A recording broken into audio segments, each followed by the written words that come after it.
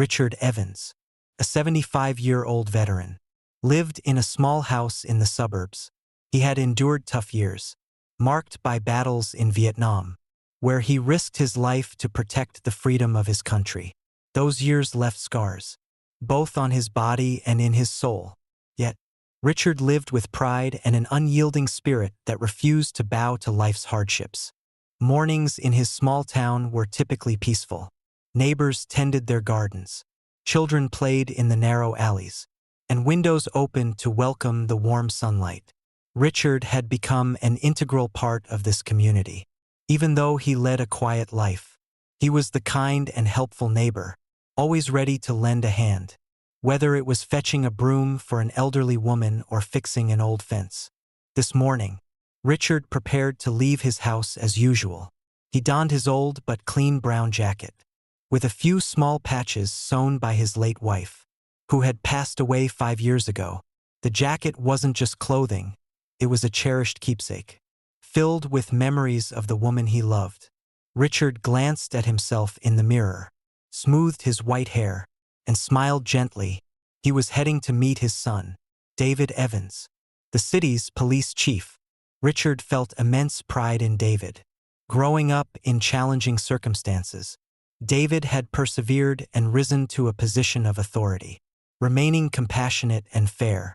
Today, father and son planned to meet at a small diner in the city center, a monthly tradition for them to catch up, share stories, and reaffirm the importance of family bonds. Richard stepped out of his house and began walking toward the bus stop. He enjoyed walking. It gave him a chance to observe the streets and witness the subtle changes in his small town day by day. Despite his age, he walked briskly, his lively stride often surprising and earning admiration from his neighbors.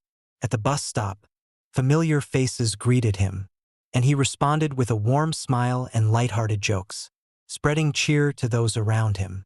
The small diner where Richard and David often met was located in the heart of town, marked by an old red sign, a few wooden tables, and simple plastic chairs. It wasn't a fancy place, but Richard loved it for its familiarity, simplicity, and the warm, comforting meals it offered. As Richard entered, the bell on the door jingled softly. The diner was bustling with locals engaged in lively conversations, sipping coffee, and enjoying their breakfasts. The cozy space was filled with the hum of life, a gentle tune playing from an old radio, and the overlapping chatter painting a vibrant picture of daily life. Richard chose a small table in the corner, a spot where he could observe the entire diner without feeling disturbed. He ordered a cup of black coffee, his usual choice whenever he came here. Glancing at his watch, he noticed it was almost time for his meeting with David, but his son hadn't arrived yet. He smiled, thinking that work at the police station might have kept David busier than expected. While waiting, Richard took a sip of his coffee and watched the people around him. He enjoyed observing others, the couples laughing together, the children with their parents, and the weary workers stopping by for a moment of rest. To Richard, these everyday scenes were all part of life's richness, and he cherished each small but meaningful moment.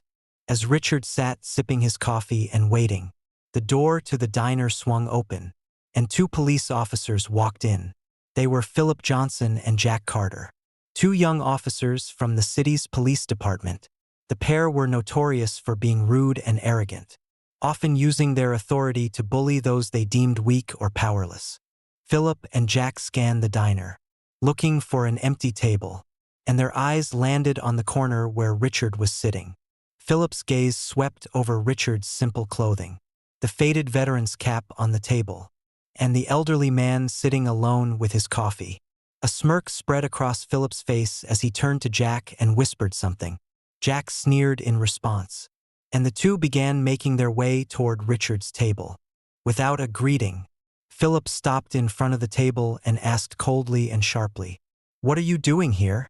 There was no politeness, no respect, just a blunt question laced with prejudice. Richard looked up at the 2 officers, a hint of surprise in his eyes, but he maintained a calm tone as he replied, "I'm waiting for my son, sir. He'll be here shortly." Jack stepped closer, his expression dripping with contempt. You think this place is meant for someone like you? An old black man trying to fit into a white neighborhood. Jack chuckled after his remark, his eyes brimming with provocation. Richard didn't react, his demeanor remaining composed as he calmly explained that he was just waiting for his son. But his calmness only seemed to irritate the officers further. They grew increasingly agitated, displeased by Richard's refusal to show fear or cower in the face of their intimidation. Philip, with a smug expression, demanded Richard show his identification. It wasn't a request, it was a command. Richard sighed softly, reaching into his pocket to retrieve his veteran's ID card, which he handed to Philip. The card wasn't just an ID, it was a symbol of his sacrifice, the scars, and the losses he had endured for his country. But Philip couldn't have cared less. He glanced at the card, smirked, and said, "A veteran ID? Hard to believe. Looks like it could be fake." He tossed the card back rudely, letting it fall onto the table before it tumbled to the floor. Jack, standing nearby, laughed loudly. "A black old man like you, claiming to be a veteran?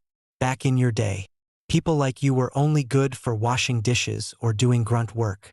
Richard bent down to pick up his card, his hand trembling from the humiliation. His heart felt torn, but he said nothing, quietly placing the card back into his pocket. He had faced harder moments in his life and knew that reacting would only make things worse. Philip, frustrated by Richard's composure, grew angrier. He couldn't stand seeing a black man, especially an elderly one, remaining calm and dignified in front of him. Leaning down, his eyes cold, Philip sneered, "If you don't leave here immediately, I'll have to force you out." Richard raised his head, locking eyes with Philip. There was no fear, no anger, just a steady, calm gaze. He spoke slowly. "I've done nothing wrong. I'm simply waiting for my son. I have as much right to be here as anyone else." Unable to tolerate Richard's poise, Philip shoved his chair, sending it crashing to the floor with a loud bang.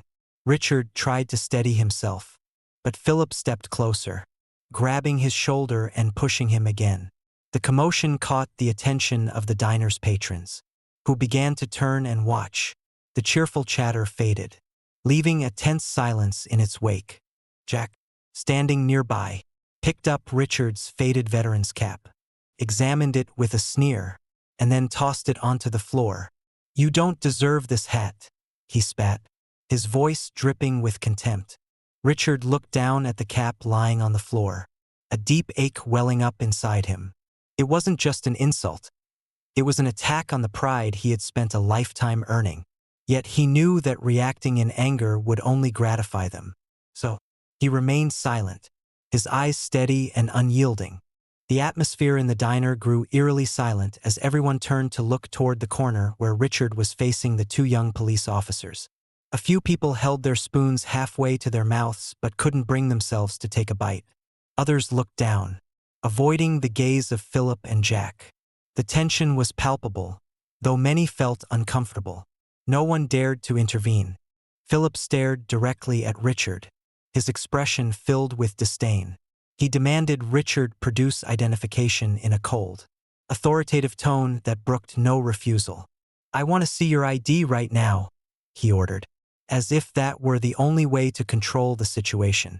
Richard took a deep breath, his hand trembling slightly as he reached into his coat pocket and slowly pulled out an old, worn card.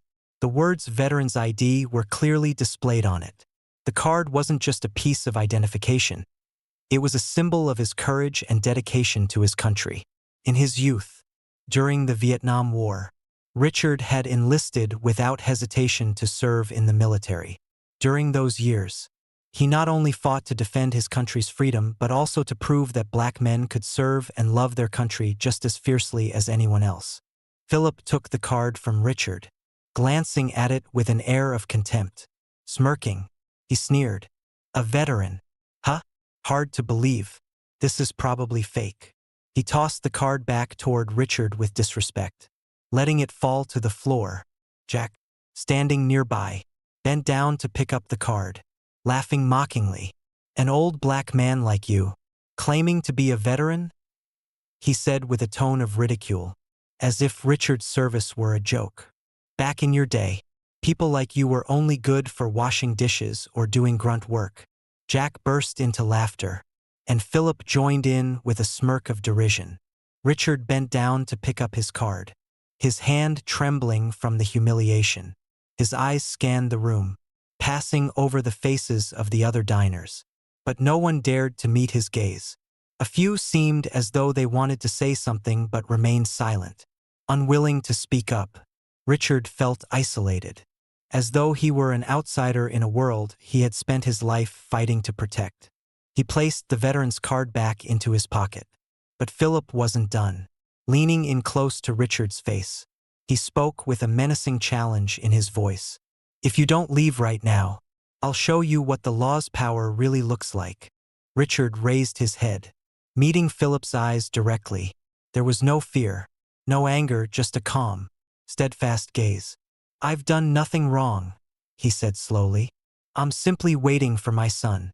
I have the same right to be here as anyone else." Hearing this, Jack sneered and taunted. "An old man like you claiming you have rights here? Don't you see you're bothering everyone?" He stepped closer, his cold eyes fixed on Richard, as though daring him to react. But Richard didn't respond as they expected. He didn't lose his temper, shout, or argue. Instead, he sat still, his eyes radiating patience and an unshakable sense of dignity. It was his calm resolve that infuriated Philip and Jack even more. They couldn't tolerate the idea of a black man facing them without fear or submission. Philip couldn't hold back any longer. He shoved Richard's chair violently, sending it crashing to the floor with a loud thud. The noise of the impact and scattered objects startled everyone in the diner. A few people gasped in shock, while others remained silent, unsure of how to respond to the unfolding scene. Richard struggled to get up, but Philip quickly stepped forward, gripping his shoulder and shoving him again. "I told you to leave," he barked.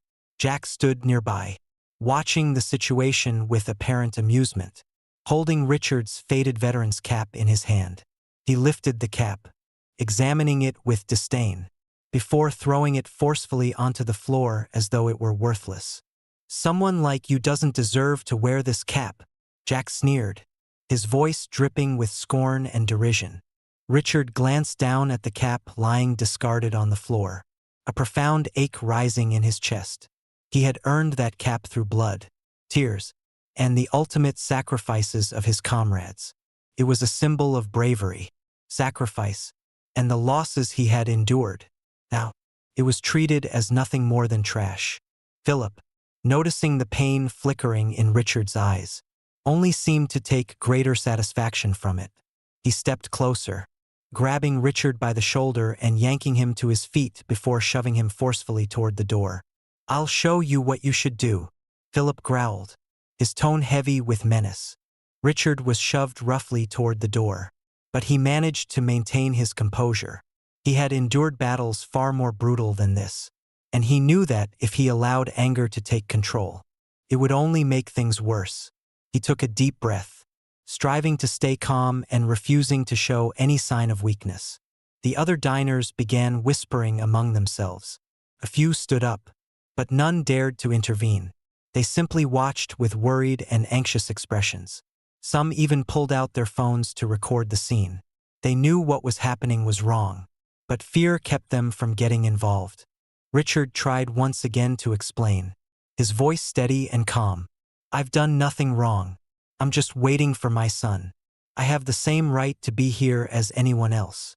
But Philip wasn't listening. He sneered and mocked. "You think you have rights? Here, we're the ones with the rights."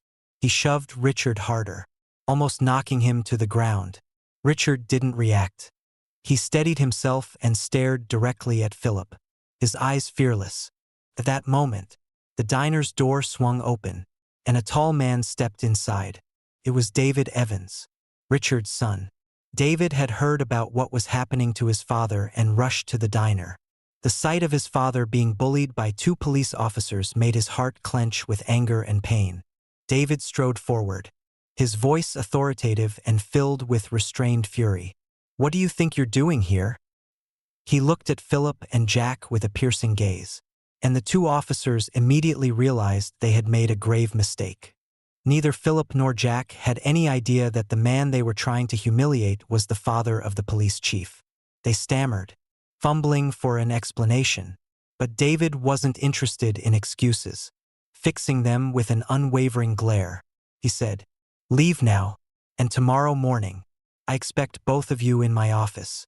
We'll discuss your behavior then." Philip and Jack lowered their heads, their faces pale with fear and shame. They knew their careers might be over because of their actions. Without another word, they turned and left the diner, leaving behind an oppressive silence. David moved to his father's side, his expression softening as he saw the signs of humiliation Richard had endured. Gently, he helped his father to his feet and apologized for arriving late. "I'm so sorry, Dad. I can't believe this happened." Richard looked at his son, pride shining in his eyes. "It's okay, son. I've been through much worse. What matters is that you came." David felt a slight sense of relief hearing his father's words. He knew his father was a strong man, and he was proud of him for it. But he also knew this incident wouldn't end here. He resolved to do everything in his power to ensure such injustice never happened again. David sat down beside his father after forcing Philip and Jack out of the diner. He looked at his father, his eyes filled with compassion and quiet pain. His gaze fell on the veteran's cap lying on the floor next to the overturned chair. That cap had been with his father through so many years, a symbol of pride, sacrifice, and resilience. David picked up the cap, gently brushed off the dust, and handed it back to his father. Richard took it, his eyes briefly lighting up with gratitude but also tinged with sadness. "I'm fine," he said calmly. "I've seen worse than this. What matters is that you're here. You handled it well." David nodded, though his heart ached. He knew his father was strong, always enduring hardships with grace. But no one deserved to be humiliated like that, especially not someone who had sacrificed so much and served his country with honor. Richard took a sip of his now cold coffee, his hands steady and composed. He paid no attention to the surrounding patrons who were watching him with a mix of astonishment and sympathy. He knew that, in life, every event happened for a reason. The memories of war, the bloody experiences he had endured, had taught him that calmness and kindness were the only true ways to overcome adversity. David remained seated with his father, glancing around the diner. He noticed that the crowd's attention had shifted toward empathy. A few patrons began to stand and approach them. A middle-aged man in a blue shirt stopped at their table and spoke in a trembling voice. "Mr. Evans, I'm sorry I didn't step in earlier. I didn't know. I didn't understand what was happening." Richard offered a gentle smile, his eyes warm and kind. "It's all right, my friend. Life has its moments of difficulty. What matters is that we're still here. And I know my son handled everything the right way." The man nodded, then pulled out his wallet and placed some money on the table. "I'd like to cover your breakfast. It's the least I can do." Richard looked at his son, then back at the man, nodding gratefully. "Thank you very much. Your kindness means a lot." He wasn't offended by these small gestures of support. He recognized them as sincere acts of goodwill. A few other patrons approached as well, asking how they were and offering words of encouragement. An older woman even suggested baking an apple pie for Richard as a gesture of admiration for his courage and patience. These moments of kindness warmed David's heart. He realized that, despite the prejudice and injustice that still existed in society, the innate goodness of people could be found everywhere. The story of what had happened in the diner quickly spread throughout the town. Those who had been present shared the incident with their families and friends, and it wasn't long before local media picked up on it. Small regional newspapers published the story with headlines like, "Veteran bullied by 2 police officers, injustice exposed." David received numerous calls from residents, most of whom expressed outrage and supported his actions against the 2 officers. They knew Richard was not just a veteran but a respected father, grandfather, and neighbor who was kind to everyone and a pillar of the community. A community meeting was soon organized at the town hall, giving people a chance to gather, discuss the incident, and talk about how to prevent similar occurrences in the future. David attended the meeting with his father, listening as residents voiced their concerns and desire for change. A young woman wearing a t-shirt with the American flag stood up and said, "We cannot let things like this continue to happen. We need to stand up for each other. People like Mr. Richard, who have dedicated their lives to this country, deserve respect." David felt deeply moved by her words. He realized that his community was awakening to the importance of treating everyone with fairness and kindness, regardless of who they were. After the incident at the diner, David realized he couldn't stop at merely disciplining Philip and Jack. He knew broader changes were necessary within his police force to ensure such behavior would never happen again. He began by organizing training sessions on respect and diversity for the entire department. David invited human rights experts and social educators to lead discussions. He wanted his officers to understand not just the law but also the importance of treating everyone fairly and respectfully, regardless of their background or skin color. These training sessions were meant not only to educate but also to remind every officer that their duty was to protect and serve the community. David also met privately with Philip and Jack, determined to ensure they understood their mistakes and learned from the experience. In his office, he looked directly at them, his voice no longer angry but firm and resolute. "Do you know why you've been suspended?" David asked, his sharp eyes fixed on them. Philip and Jack hung their heads in silence. They knew that apologies alone would mean little now and that they had crossed a serious line. "My father fought for this country," David continued, his tone softening but still carrying weight. "He didn't just fight for his own freedom but for the freedom of everyone, including yours. And what did you do? You insulted him not just as a man, but as someone who sacrificed for the liberty you now take for granted." Jack swallowed hard, his throat dry. "We're sorry, Chief," he said, his voice trembling.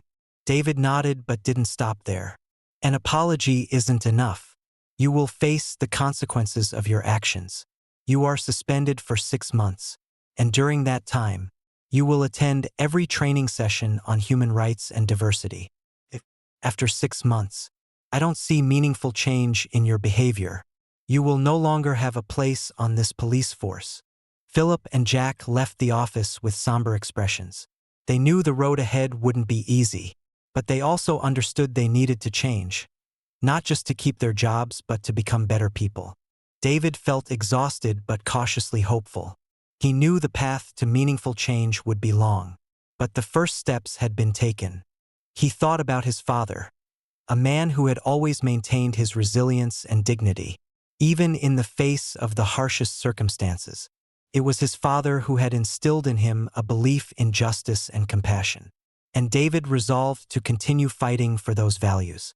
Richard returned home after his meeting with his son, his mind still swirling with mixed emotions.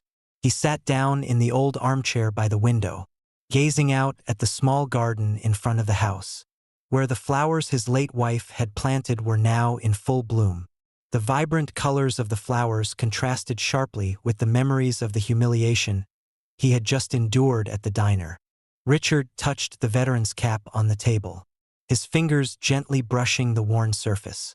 To others, it might have seemed like just an ordinary cap, but to him, it was a symbol of the past, of years spent living and fighting, of sacrifice and pride.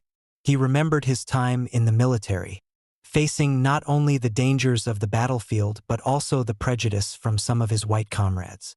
Yet, he never let that discrimination break his spirit. Returning from the war, Richard had hoped that his sacrifices and contributions would help change society's view of black people. But today, in the diner, he realized that change was still a distant goal. The mocking words and humiliation from Philip and Jack reminded him that, despite his service and sacrifice for the country, to many, he was still just a black man. However, Richard refused to let himself be defeated. He had endured too many hardships to know that change doesn't come easily. It requires patience, courage, and sometimes quiet sacrifices. He knew his son, David, was trying to change the system, and that gave him hope. Richard leaned back in the armchair, closing his eyes, remembering David's smile as a child. The days when he taught David how to treat others with respect, how to be fair to everyone. He was proud that his son had grown up to embody the values he had worked so hard to instill. To Richard, David was proof of change, a beacon of hope for a brighter future that he had always dreamed of. The story of the incident at the diner not only spread within the community but also reached beyond the small town's borders. The news in local newspapers sparked a wave of outrage. Many people spoke out in support of Richard and his family. To them, Richard was not just a veteran. He was a symbol of courage and resilience. A group of residents organized a gathering in the town's central park to show their support for Richard and demand change within the police force. The meeting drew hundreds of people, including those who had met Richard and those who had learned about him through the media. They carried signs with slogans like, "Respect veterans," and "No discrimination." David was also present at the gathering, alongside his father. When he stepped up to the podium, all eyes turned toward him. David felt the weight of the community's attention and expectations on his shoulders. He took a deep breath and began, his voice calm but filled with determination. "I want to thank everyone who's here today," David said, his eyes scanning the crowd. "My father, Richard Evans, is a strong man, someone who dedicated his life to this country. He fought not only to protect the freedom of others, but also to protect his own dignity and the dignity of all of us." David paused for a moment before continuing. "I stand here today not just as a police chief, but as a son, someone trying to change a system that has existed too long and carries too many prejudices. I promise you all that we will do everything in our power to ensure that discrimination has no place in our community." The crowd erupted in enthusiastic applause, with some even chanting Richard's name. Richard stood beside his son, tears welling in his eyes. He felt his heart warm with hope. The community's support and his son's determination made him believe that, although the road ahead would be difficult, they would overcome it together. After the meeting, David set to work implementing the necessary changes within the police force. He realized that promises alone wouldn't be enough. Concrete actions were needed to bring about real change. David began by organizing training sessions for the entire police force on the issues of racial discrimination and respect for all individuals. He invited human rights experts and psychologists to speak with the officers. These training sessions went beyond theory, including discussions where people could share their experiences and biases that they might not even have realized they carried. David also decided to establish a special department to monitor the behavior of officers within the force. This department would be responsible for overseeing and addressing any misconduct, ensuring that every officer understood their responsibility to the community they served. During the training sessions, David frequently reminded the officers, "We are not just law enforcement officers. We are community protectors. Our job is to ensure that everyone is treated fairly and with respect, no matter who they are, where they come from, or what the color of their skin is." Although Philip and Jack were suspended, they were still required to attend these training sessions. David wanted to ensure that they learned from their mistakes and became better people. He knew that changing an entire system had to start with small changes, beginning with the awareness of each individual. Philip and Jack, suspended from duty, faced shame and criticism from both the community and their colleagues. The incident at the diner had made them the center of attention, but not in the way they had hoped. Both felt the weight of the actions they had caused and understood that they needed to change if they were to continue in their jobs and live better lives. During the training sessions, Philip sat in the back row, sometimes appearing distracted, but gradually, the stories shared by the experts about the suffering experienced by those who faced discrimination made him reflect. One day, a black woman stood before the group and shared her story, how she had been bullied by a police officer simply because of the color of her skin. as Philip listened to her, looking into her eyes filled with pain and helplessness. He realized that his actions at the diner with Richard had caused a pain that could never be undone. Jack, who had once prided himself on the power he held, also began to recognize that such power should not be used to bully others. The training forced him to confront his own biases and realize that he had been wrong. He remembered the moment when he broke Richard's cane and felt a sharp pang in his heart for the disrespect he had shown someone who had sacrificed so much for the country. Both Philip and Jack came to understand that, to become better officers, they needed to learn to respect and listen. They began to engage more actively in the training sessions, asking questions and discussing issues with the experts. Gradually, they understood that their job wasn't just to uphold the law but also to protect the dignity and humanity of every individual. After 6 months of suspension, Philip and Jack were allowed to return to work. They came back with a completely different mindset, not as arrogant and rude officers, but as individuals who understood the value of respect and compassion. They knew the road ahead would not be easy, but they were ready to change, to become better people, better officers, and more responsible citizens. Richard continued living his everyday life, but after the incident at the diner, he felt that something had changed in how people perceived him. Neighbors began visiting him more often. They brought small treats or fruit from their gardens, sat down to chat with Richard, and didn't hesitate to express their admiration for his courage. For Richard, these acts were not just kindness but a sign of harmony, a reflection of a community united, regardless of skin color or social class. One afternoon, as Richard sat on his porch watching the children play on the street in front of his house, a young couple approached. They carried a basket of fruit and a small bottle of wine. The man smiled shyly, while the woman seemed a bit hesitant. "Hello, Mr. Evans. We're Mark and Linda. We live a few houses down," Mark said, his voice slightly trembling but sincere. "We wanted to express our appreciation for you. We know about what happened to you, and we want you to know that we always support you." Linda nodded, her eyes filled with emotion. "We feel ashamed for staying silent when you faced those hardships. Now we understand that silence is also a form of complicity. We're sorry, and we want to do something to support you." Richard felt a deep wave of emotion rise within him. He smiled gently and invited them to sit beside him. "Thank you so much.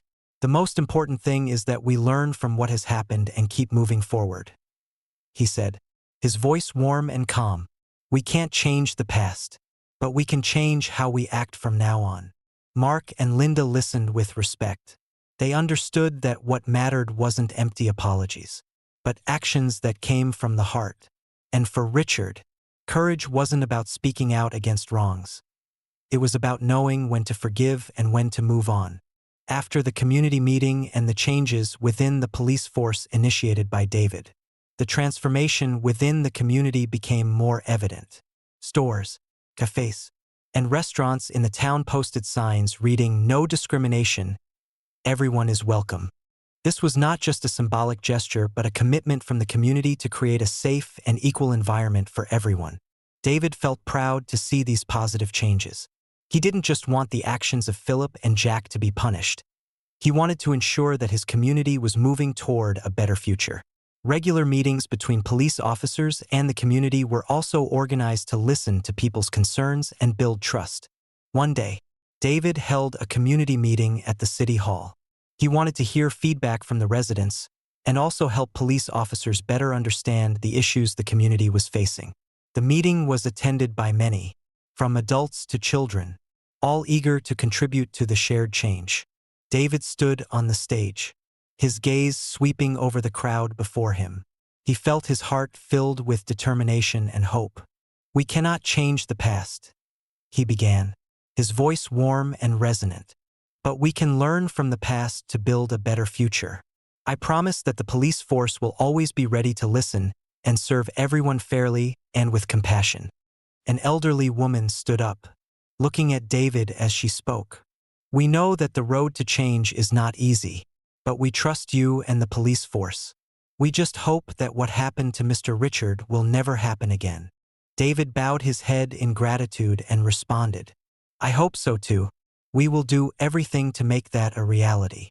The meeting ended in an atmosphere of hope and unity. The people left with the belief that, although the road ahead would be challenging, they would not have to walk it alone. They had the support of the police force and their own community standing beside them. After 6 months of suspension, Philip and Jack returned to work with a completely different mindset. They were no longer the arrogant and indifferent officers they had once been. Instead, they had undergone training, and more importantly, they had experienced situations that helped them better understand their responsibilities to the community. One day, Philip was patrolling the main street when he saw an elderly woman struggling with a heavy shopping bag on the sidewalk. Without hesitation, he approached and offered to help. "Let me give you a hand," Philip said, his voice sincere. The elderly woman looked up at him, her eyes filled with gratitude. "Thank you, son. I'm too old to carry these," she said. Philip smiled, taking the bag from her and walking her to her car. As he placed the bag in her trunk, Philip felt a sense of relief, not because he had done something grand, but because he knew he was trying to change, trying to become a better person, a better officer. Jack, too, was no longer the indifferent officer he once was. During one of his patrols, he saw a group of children playing. One of them fell and began crying loudly. In the past, Jack might have just walked by without paying attention, but now he stopped, approached, and sat next to the child.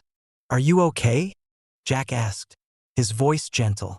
The child looked up at him, still teary-eyed, but when she saw Jack extend his hand, she grabbed it and stood up. "I fell, but I'm fine," the child said, trying to smile. Jack helped the child stand, brushing off the dirt on her clothes, and said, "You're a brave little one. Be careful next time." The child nodded and then ran off to play with her friends. For Philip and Jack, these small acts were not just part of their job. They were a way of making up for the mistakes of their past. They understood that, in order to change, they needed to take action even in the smallest of ways. As time passed, the small town where Richard lived gradually became more harmonious. The tensions that once existed had subsided, replaced by unity and trust that were being slowly rebuilt. Richard continued his everyday life, but now, he no longer felt alone or isolated as he had before. He knew that while society still carried many prejudices, people still had the ability to change. One spring afternoon, Richard and David sat together in the small garden of Richard's house.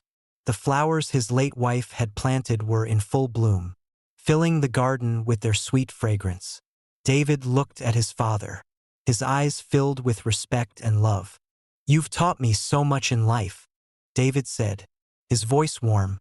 "And the most important thing I've learned from you is patience and tolerance. I'll continue trying to do better, not just as a police chief, but also as a son and, someday, as a father." Richard smiled, his eyes welling with tears. He placed his hand on his son's shoulder and said, "I'm proud of you, David. You've done things I only dreamed of. You've made a difference, and I believe you will continue to do so." David looked out at the garden, where butterflies fluttered around the flowers. He felt his heart filled with hope.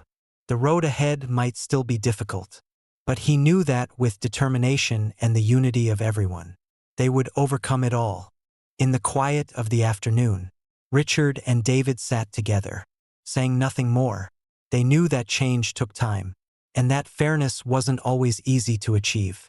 But with patience and faith, they believed that one day, everyone would live in a world free of prejudice, where each person would be respected and treated fairly.